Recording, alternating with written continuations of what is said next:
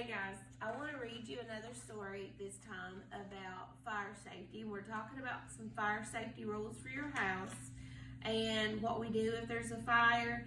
And there's a couple things I wanted to talk about. In your next packet, I'm going to send a paper like this, and it says Fire Escape Plan.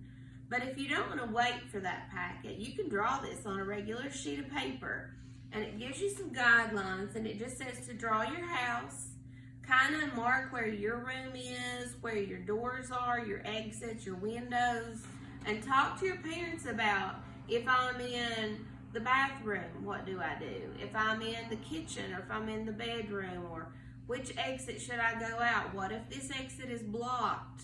How should I go? Because if you touch a door and it feels warm, you don't want to open that door. You want to find a different exit. So it's something that you can use as a guide to go by. So that'll be in your packet the next time. But like I said, you can draw it on your own. You don't have to wait on that packet. I'm going to read a story about firefighters. Now in this story, the firefighters are puppy dogs. They're Dalmatian puppy dogs. But we know in real life, firefighters are boys and girls, or men and women, just like your mommies and daddies. And I just want to say again that we should never be afraid of a firefighter. They're there to help you. If there is ever a fire in your house or in a building where you are, don't hide. Don't ever run away from the firefighter. You want to make sure that if you can't get out, you scream and yell so that they can come and find you. And always make sure that don't hide away from them. And if you can get out, don't worry about your toys or your pets or anything special. You just get out because you're way more special. And we can always buy different toys, and most likely your pets are going to run out on their own. And they'll probably meet you when you get outside. So you make sure that there's a meeting place that your mom and dad know. Say there's an old tree in the corner of the yard or something, or maybe you live next door to grandma.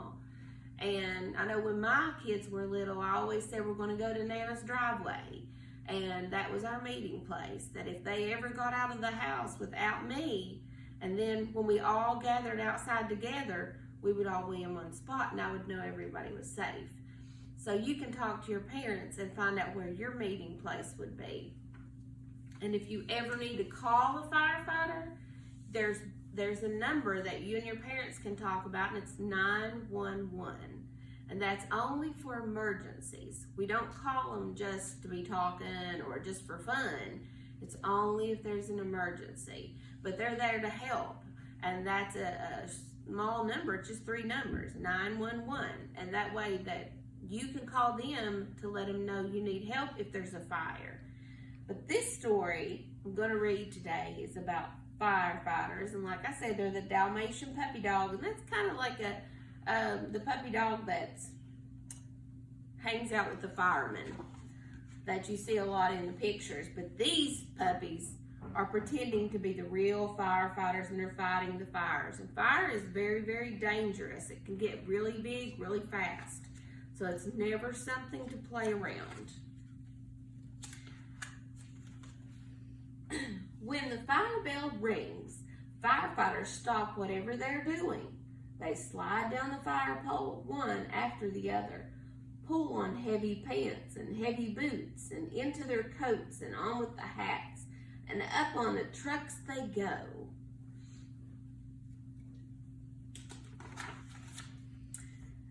Open the fire doors and start the engines. They're off.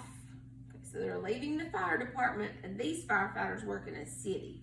Because over here's the big tall buildings and the stores, and they're leaving the fire station. But we have a fire department right here that's a volunteer fire department. The firefighters don't live there, but when they live nearby, and when they're given the alert that there's a need for them, they stop what they're doing and they go get the trucks and they go out for the help. And in this city, the cars hear the sirens, just like here. When you're driving and mom and dad's driving on the road, you pull over to let the fire trucks through. They're going to pull to the side and let the big truck roar by. The firefighters work hard, and fighting fires is their work. So they need to get to where they can fight the fire. Wow. Turn on the hoses, whoosh, whoosh. Out shoots the water, and up go the ladders, and up go the firefighters. See, they're going up a very tall building, and they're putting out a fire. Uh-oh.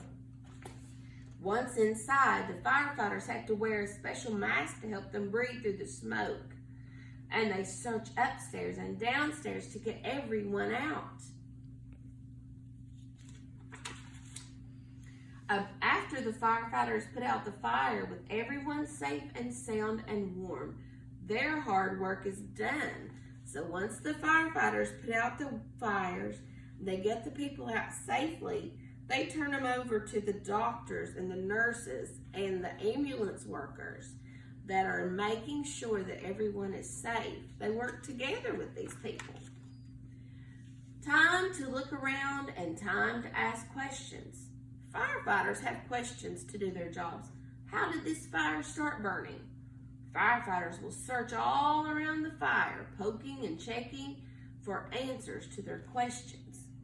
They want to know what made it start, so maybe the next fire can be prevented. They pack up the ladders and the tools, and up go the hoses into the trucks. They drive back slowly, and they don't use any sirens this time because they're not in a hurry. The fire has already been put out. Down from the trucks come the tired firefighters. Pants and coats go up on the hooks, and boots stand in a straight row. Hats sit on a long shelf, and everything goes back in its place. It's time to rest, and the firefighters eat in the firehouse kitchen. Now, like I said, these firefighters live at their firehouse. So they eat in their kitchen, and they have beds to sleep, and this little guy's kind of relaxing, reading him a book. But they have to put everything back, so when they need it again, it's ready to go. Then it's time to wash the fire trucks and wind up the hoses. Time to clean the breathing mask and check every tank. Make sure everything is ready to fight the next fire. There are always firefighters in the firehouse, night or day, ready to go when the fire bell rings. Open the firehouse doors and start the engines. They're on their way. Look at them. And fire trucks can come in different sizes. Sometimes they have the big trucks, and sometimes they have smaller trucks. Depends on what job they're going to. And there's a picture of them fighting the big fires. They have the water hoses spraying water to put out the fires. That's something we should never do because the firefighters have been trained and they know exactly what to do. But always remember, if there's a fire in your house, you get out of your house and you stay out. Don't go back in for anything until the firefighters come and say it's safe. You guys stay safe and let me know how things are going with your fire drills at home.